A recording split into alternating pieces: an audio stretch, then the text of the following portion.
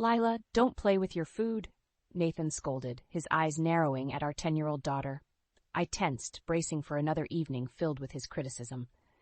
As I opened my mouth to defend Lila, she abruptly pushed her plate aside, the contents spilling onto the pristine tablecloth. "I'm sorry, Daddy," she said, her voice trembling. "I didn't mean to." Nathan slammed his fist on the table, making us both flinch. "How many times have I told you? We don't waste food in this household." My heart raced as his face reddened, the vein on his forehead pulsing. I knew that look all too well, the precursor to his rage. Before I could intervene, Lila's small hand reached out and knocked over Nathan's prized baseball, signed by Babe Ruth himself. It rolled off the table and hit the floor with a sickening thud. Time seemed to freeze as Nathan's eyes widened in disbelief. He turned his glare towards Lila, who shrank in her chair. "You little brat! Do you have any idea how much that's worth?" As he rose from his seat, I placed a trembling hand on his arm. "Nathan, please. It was an accident." He shrugged me off, his attention fixated on our daughter. "This is unacceptable behavior, Lila. You need to learn some respect." Lila's lips quivered and tears streamed down her cheeks. "I'm sorry, Daddy. I'm really, really sorry." To my horror, Nathan reached for his belt, and I knew what would come next. It was a pattern I'd witnessed countless times, his escalating rage followed by physical punishment under the guise of discipline. But this time, something shifted in Lila's eyes. Her tears stopped, and she straightened her back, her gaze locking with Nathan's. "No, Daddy. I won't let you hurt Mommy anymore." My breath caught in my throat as Lila's words hung in the air like a heavy curtain, lifting to reveal the ugly truth I'd been denying for years. Nathan froze, his face contorted in rage and confusion. "What did you say?" Lila turned to me, her expression a mixture of determination and sorrow. "Mommy, I've seen the way he treats you, the yelling, the pushing, the bruises you try to hide. It's not right." My carefully constructed facade crumbled as tears spilled down my cheeks. All the times I'd made excuses, all the lies I'd told myself and others, they unraveled in that single heart-wrenching moment. Nathan's face drained of color as he stared at us, his mouth agape. For once, he was speechless, stripped of his control and power. In that surreal silence, I realized that my sweet, brave daughter had given me the strength I'd been lacking all these years. The strength to face the truth, to protect her, and to break free from the cycle of abuse that had become my life. As I wrapped my arms around Lila, holding her close, I knew our lives would never be the same. But for the first time in a long time, I felt a glimmer of hope. A hope for a future free from fear and oppression. A future where love triumphed over violence. The shattered remains of Nathan's prized baseball lay scattered on the floor, a fitting metaphor for the illusion that had just been destroyed. And in that moment, I vowed to never let anyone control or diminish me again. The aftermath of that fateful dinner was like a bomb going off in our household. The silence that followed Lila's revelation was deafening, broken only by the occasional clatter as Nathan paced back and forth, running his hands through his disheveled hair. "How dare you?" he seethed, shooting daggers at Lila with his eyes. "How dare you disrespect me like this in my own home?" Lila flinched, but held her ground. "I'm sorry, Daddy, but I won't let you hurt Mommy anymore." Nathan whirled to face me, his face contorted with rage. "Is this true, Janelle? Have you been filling her head with lies about me?" I swallowed hard, my heart pounding in my chest. This was the moment I dreaded for years, the confrontation that could either set me free or trap me further in his web of control. "No, Nathan," I said, my voice surprisingly steady. "Lila's telling the truth. I can't pretend anymore." His eyes narrowed, and he took a step towards me, his fists clenched at his sides. "Pretend? You think this is some kind of game?" Before he could advance further, Lila stepped between us, her small frame trembling but her eyes blazing with determination. "Don't you touch her!" Nathan recoiled as if struck, his expression a mix of disbelief and fury. "How dare you speak to me like that, you ungrateful little brat!" "Don't call her that!" I snapped, surprising even myself with the force of my words. Nathan's head whipped towards me, and for a moment I thought he might strike me, but something in my defiance seemed to give him pause. "This is your doing, Janelle," he hissed. "You've turned my own daughter against me." I shook my head, feeling a strange calm settle over me. "No, Nathan, I've done nothing but endure your rage and abuse for far too long. Lila's just the one brave enough to see the truth." His face reddened, and he opened his mouth to retort, but I held up a hand, cutting him off. "I'm done, Nathan. I'm done living in fear, walking on eggshells around you, making excuses for your behavior. It stops now." A flicker of uncertainty crossed his features, and for the first time I saw a crack in his armor of control. "You can't be serious," he scoffed. But his words lacked their usual conviction. "I've never been more serious in my life," I said, my voice steady and unwavering. "This ends tonight." Nathan's gaze darted between Lila and me, and I could see the realization setting in. The years of manipulation and mind games were unraveling before his very eyes. "You'll regret this," he spat, his words laced with venom. "You won't have a penny to your name. I'll make sure of it." I squared my shoulders, emboldened by a newfound strength I hadn't felt in years. "I don't care about your money, Nathan. All I care about is getting away from you and your abuse." His eyes widened, and for a moment I thought he might strike out in desperation. But Lila's unwavering stance seemed to give him pause, and he simply shook his head in disbelief. "Fine," he growled. "Get out, then. See how far you get without me." With those words, he turned on his heel and stormed out of the room, leaving Lila and me standing amidst the wreckage of our former lives. As I pulled my daughter into a tight embrace, tears of relief and determination streamed down my face. The facade had crumbled, and there was no turning back now. It was time to break free, no matter what it took. In the days following my confrontation with Nathan, the atmosphere in our home was thick with tension. He would often storm out without a word, returning late at night reeking of alcohol. Lila and I tiptoed around him, never knowing when his dormant rage might erupt. It was during this tumultuous time that I reconnected with an old friend, Mariah. We had drifted apart after I married Nathan, his controlling nature slowly isolating me from my support system. But when I finally found the courage to open up to Mariah about the truth of my marriage, she was a pillar of strength. "Janelle, you have to get out of there," she urged, her voice laced with concern over the video call. "What he's doing is abuse, plain and simple." I nodded, blinking back tears. "I know, but it's not that simple. He's threatened to take everything from me if I leave, including Lila." Mariah's eyes hardened with resolve. "Over my dead body. We'll find a way, Janelle. You and Lila deserve so much better than this." Her unwavering support was like a lifeline, giving me the courage to take the first tentative steps towards freedom.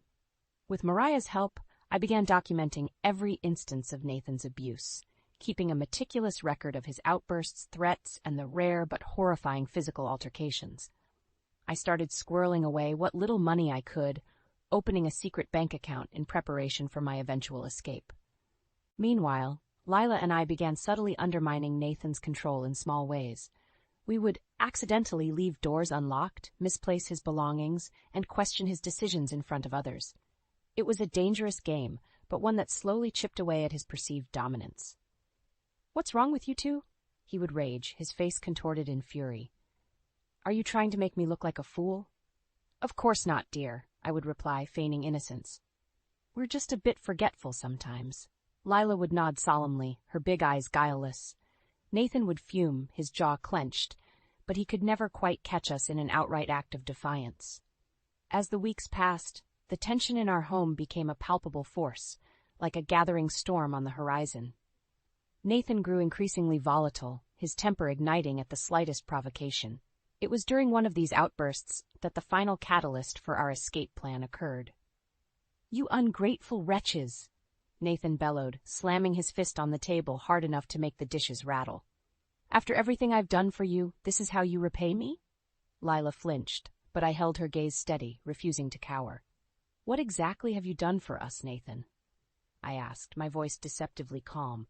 "Aside from making our lives a living hell." His eyes widened in disbelief, and for a moment I thought he might strike me. But Lila's small hand slipped into mine, anchoring me, and I felt a surge of strength. "You think you can intimidate us with your tantrums?" I continued, my voice growing in confidence. "Those days are over. We're not afraid of you anymore." Nathan's face turned an alarming shade of red, and he opened his mouth to unleash another torrent of abuse. But this time, I didn't let him. "Save your breath," I said, rising from the table. We're leaving, Nathan, tonight. His eyes narrowed and a cruel sneer twisted his lips. You'll never make it without me. I'll find you. And when I do. But I didn't let him finish. With Lila's hand in mine, I turned and walked away, leaving him sputtering in impotent rage behind us. As we packed our meager belongings, a sense of determination surged through me. The storm had gathered, and now it was time to weather it, no matter what stood in our way. In the days following our declaration to leave, Nathan's behavior became increasingly erratic and menacing. It was as if he sensed the impending loss of control, and it drove him into a frenzy of desperation. You think you can just walk away from me? He snarled one evening, cornering me in the kitchen while Lila was at school. After everything I've given you? I stood my ground, refusing to cower. You've given us nothing but misery, Nathan. We deserve better. His eyes narrowed, and he took a step closer, invading my personal space. Better? You ungrateful bitch. Without me, you'd be nothing. The stale scent of alcohol on his breath made my stomach churn, but I held firm, my heart pounding in my chest. That's where you're wrong, I said, my voice steady despite the fear coursing through me. Without you, we'll finally be free. A muscle twitched in his jaw, and for a moment I thought he might strike me. But then a cruel smile spread across his face, sending a chill down my spine. Free? He scoffed. You'll never be free of me, Janelle. I own you, and I own that little brat of a daughter you've turned against me. My hands clenched into fists at my sides, and I had to bite back the urge to lash out. You don't own us, Nathan, I ground out, my voice trembling with barely contained fury. We're not your possessions. His smile twisted into a sneer, and he leaned in closer, his breath hot on my face. We'll see about that. Before I could react, he grabbed my arm in a vice-like grip, his fingers digging into my flesh. I cried out in pain, instinctively trying to pull away, but he held fast. Let go of me, I demanded, but my words only seemed to fuel his rage. Or what, he taunted, his eyes glinting with malice. You'll run away like a scared little mouse? You're not going anywhere, Janelle, not until I say so. Panic clawed at my chest as I struggled against his iron grip, but it was no use. He was stronger, fueled by years of pent-up anger and a desperate need for control. Just when I thought I couldn't take any more, a small voice pierced the tension. Daddy, stop! You're hurting her! We both froze as Lila stepped into the kitchen, her eyes wide with fear and determination. Nathan's grip on my arm loosened slightly, but he didn't release me. Stay out of this, Lila, he growled. This is between your mother and me. But Lila didn't back down. No, Daddy, it's not just about you anymore. We're leaving, and you can't stop us. Nathan's face contorted with rage, and he shoved me aside, turning his attention to our daughter. You little brat, you think you can talk to me like that? Before he could take a step towards her, I placed myself between them, my heart pounding with a mixture of fear and resolve.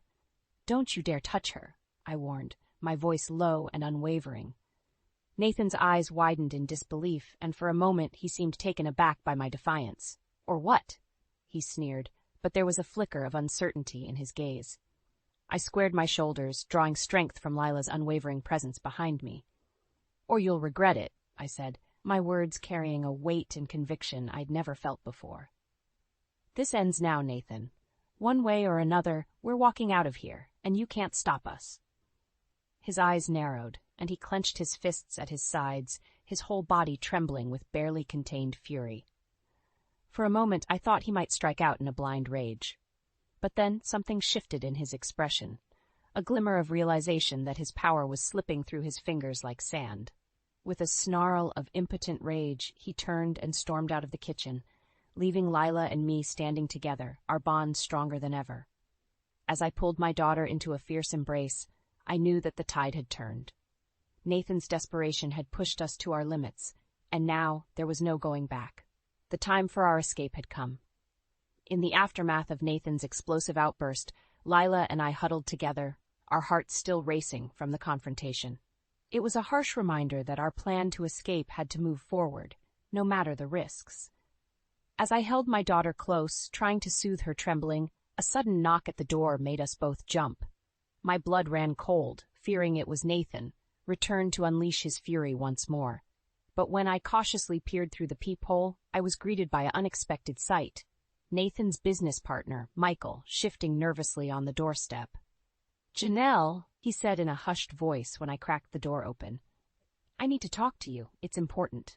I hesitated, glancing back at Lila, who nodded in silent encouragement. With trembling hands, I ushered Michael inside, my mind racing with possibilities. Once the door was closed, Michael didn't waste any time. "Janelle, I know what's been going on," he said, his voice laced with a mix of shame and determination. "The way Nathan treats you, the way he rules through fear and intimidation, it's not right." My heart skipped a beat as I processed his words. Had our struggles been visible to outsiders all along? Michael must have sensed my trepidation, for he pressed on. "I'm not the only one who's seen it, Janelle. There are others at the firm who know the truth about Nathan's behavior, both at home and at work." A flicker of hope ignited within me, even as dread coiled in my stomach. If Nathan's colleagues were aware of his true nature, it could either be our salvation or our downfall. "What do you mean?" I asked, my voice barely above a whisper. Michael's gaze hardened with resolve. "We've been documenting his actions, gathering evidence of his unethical practices and abuse of power. It's only a matter of time before the truth comes out and he's held accountable." I couldn't help but glance at Lila, a silent question in my eyes. She gave a slight nod, and I turned back to Michael, steeling my nerves. "And what does this have to do with us?" I asked, my voice stronger now. Michael's expression softened, a hint of sympathy in his eyes. "Janelle, we know what he's put you through, and we want to help." My breath caught in my throat as the weight of his words settled over me. Help, a lifeline we hadn't dared to hope for. "How?" I asked, my voice trembling with a mix of hope and trepidation. Michael reached into his jacket pocket and produced a small flash drive. "This contains evidence of Nathan's misdeeds, both personal and professional. Enough to ensure he can never hurt you again." He extended the drive towards me, his gaze unwavering. "Take it, Janelle. Use it to protect yourself and your daughter, and know that you have allies, even in the shadows." My hand trembled as I reached out and took the drive, its weight seeming to anchor me in that surreal moment. Allies. A concept so foreign yet so desperately needed. "Thank you," I whispered, my voice thick with emotion. "I don't know what to say." Michael shook his head, a grim smile tugging at his lips. "Don't thank me. Just promise me you'll use it to get away from him. For good."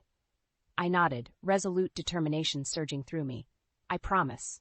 As Michael turned to leave, he paused, his hand on the doorknob. "One more thing, Janelle. Be careful. Nathan is a dangerous man, and he'll stop at nothing to maintain his control." His words sent a chill down my spine, but I refused to let fear rule me any longer. "We'll be ready," I said, my voice steeled with conviction. Michael gave a solemn nod and slipped out into the night, leaving Lila and me to ponder our newfound allies and the weight of the evidence we now possessed. As I clutched the flash drive in my hand, I knew our escape plan had taken on a new urgency. The storm clouds were gathering, and this time we wouldn't be facing them alone. The weight of Michael's evidence, combined with the knowledge that we had allies working behind the scenes, lent a newfound sense of urgency to our escape plan. Lila and I knew we had to move quickly, before Nathan caught wind of the growing storm swirling around him. In the days that followed, we worked tirelessly, gathering what meager belongings we could carry and stockpiling supplies for our journey. Mariah remained our unwavering support, providing us with a safe haven to flee to once the time was right. "Are you sure about this, Janelle?" she asked one night, her voice hushed over the video call. "Once you leave, there's no going back." I glanced at Lila, who was studiously packing her backpack with the essentials we'd need. Her eyes met mine, shining with a determination far beyond her years. "I'm sure," I said, turning back to Mariah with a resolute nod. "We can't live like this anymore. It's time to break free, no matter what it takes." Mariah's expression softened, a mixture of pride and concern etching her features. "All right, just say the word, and I'll be there to pick you up." With our plans in motion, the tension in our household became almost palpable. Nathan seemed to sense the shift in the air, his eyes narrowing with suspicion whenever he caught Lila and me whispering together. "What are you two up to?" he would demand, his voice laced with barely contained fury. We would exchange a pointed look, then turn back to him with feigned innocence. Nothing, dear. Just talking about school. His jaw would clench and his nostrils would flare, but he could never quite catch us in the act of our preparations. Finally, the night of our escape arrived. Nathan had stormed off after another explosive argument, leaving us a narrow window of opportunity to slip away undetected. "Are you ready?" I asked Lila, my heart pounding in my chest as we gathered our meager belongings. She nodded, her small face set in a mask of determination that both broke and swelled my heart. "Ready, Mom." With trembling hands, I dialed Mariah's number, the burner phone feeling like a lifeline in my grasp. "It's time," I whispered when she answered, my voice thick with a mix of fear and exhilaration. "I'm on my way," Mariah responded, her voice steady and reassuring. "Stay strong, Janelle. Help is coming." As we waited for Mariah's arrival, every creak and groan of the old house seemed amplified, setting my nerves on edge. What if Nathan returned early? What if he caught us before we could escape? But then a familiar car pulled up outside, and Lila's small hand slipped into mine, anchoring me in the moment. "Let's go, Mom," she said, her voice trembling but her eyes shining with determination. With a deep breath, I shouldered our meager belongings and followed my daughter out into the night, leaving behind the prison of our former life. As we slipped into Mariah's waiting car, I couldn't help but glance back at the house one last time. The curtains in Nathan's study fluttered, and for a fleeting moment I thought I saw his silhouette in the window, watching our escape. A shiver ran down my spine, but I refused to let fear take hold. Not this time. "Drive," I said, my voice firm and unwavering. Mariah didn't need to be told twice. With a sharp nod, she peeled away from the curb, whisking us into the night and towards an uncertain future, but one that was ours to shape, free from Nathan's oppressive shadow. As the miles stretched between us and our former prison, I felt a weight lift from my shoulders, replaced by a sense of exhilaration and newfound determination. We were free. And nothing, not even Nathan's wrath, would ever shackle us again. In the weeks following our daring escape, Lila and I found ourselves constantly looking over our shoulders, half expecting Nathan to appear and drag us back into his web of control and abuse. But as the days turned into weeks, and we settled into our new life with Mariah's support, the constant fear gradually gave way to a sense of cautious hope. It was during this transition that the first cracks in Nathan's carefully constructed facade began to show. Whispers of his unethical business practices and abusive behavior started to circulate, fueled by the anonymous leaks of evidence from his former colleagues.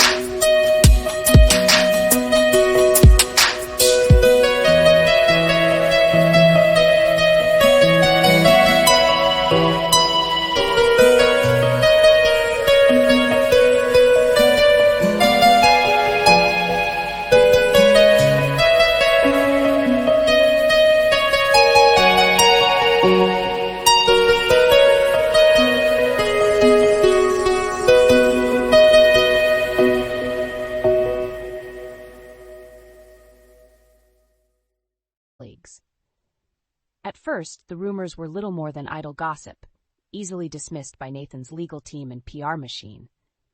But as more and more damning evidence came to light, the scrutiny intensified, quickly spiraling into a full-blown media firestorm.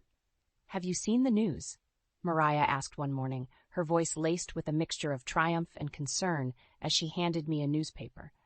My heart skipped a beat as I took in the headlines, emblazoned across the front page: "Local businessmen accused of abuse and corporate misconduct."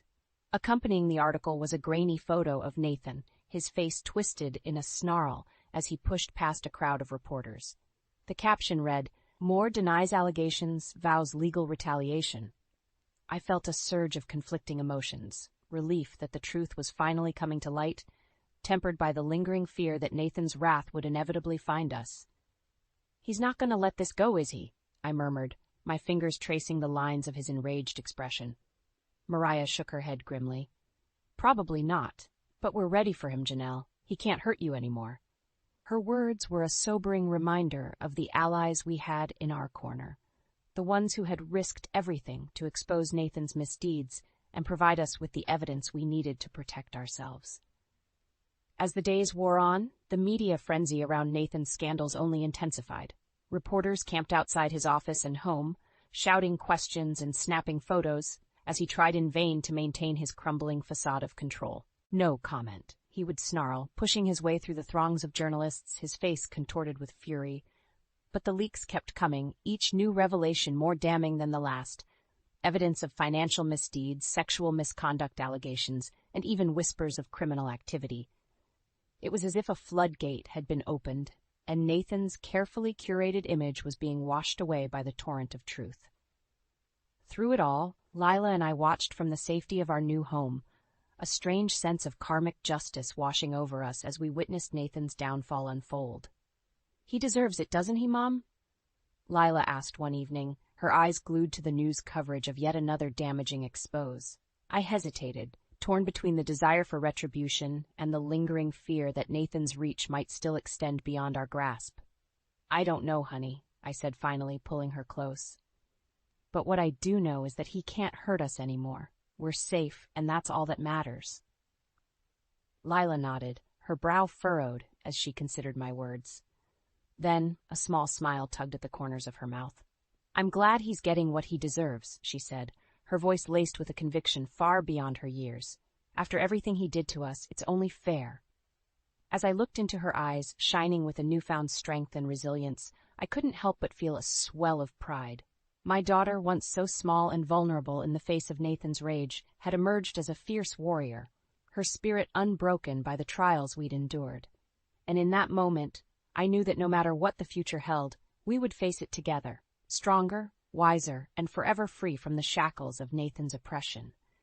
His empire might crumble, his reputation lie in tatters, but we had something far more precious: our freedom, our dignity, and a bond that not even his most vicious attacks could sever.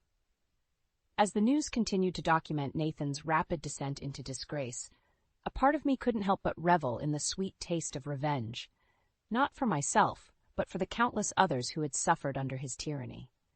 The monster had been exposed, and now he would reap the consequences of his actions, one devastating blow at a time.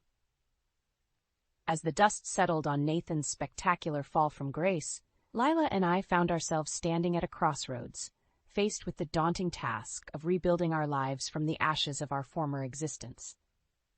"Where do we go from here, Mom?" Lila asked one evening as we sat together, the flickering glow of the TV illuminating her pensive expression. I exhaled slowly, pondering her question. For so long our world had revolved around survival, dodging Nathan's fury, plotting our escape, clinging to the hope of freedom. But now that we had achieved that elusive goal, the path forward seemed simultaneously daunting and exhilarating. "Anywhere we want, honey," I